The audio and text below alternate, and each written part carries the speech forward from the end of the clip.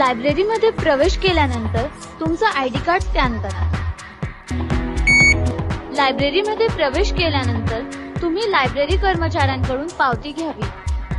Library कर्मचाऱ्यांकडून पावती घेतल्यानंतर ओपॅकच्या बाहेर आपली बॅग ठेवून नये आणि आत जाऊन तुम्हाला हवे असलेले पुस्तक शोधण्यासाठी लायब्ररीच्या ओपॅक सिस्टीमचा वापर करा. तुम्हाला पुस्तकाची माहिती मिळाल्यानंतर ती माहिती पावतीमध्ये भरा.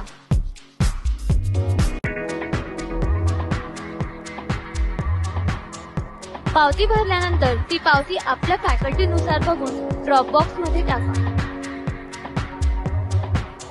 दुसऱ्या दिवशी लायब्ररी कर्मचाऱ्यांकडून तुमचं पुस्तक इश्यू करून घ्या.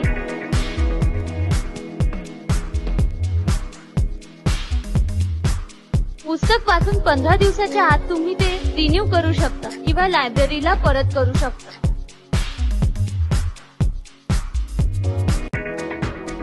असं न केल्यास तुम्हाला लायब्ररीकडून पेनल्टी चार्जेस आकारण्यात येतील किंवा तुम्ही पुस्तक हरवल्यास पुस्तकाची 5 पट रक्कम भरावी लागेल. लायब्ररीचा वापर करून तुम्ही तुमचे ज्ञान वाढवा. कॉलेजच्या लायब्ररीमध्ये तुम्हाला असंख्य पुस्तकं आणि सुविधा मिळू शकतात. धन्यवाद.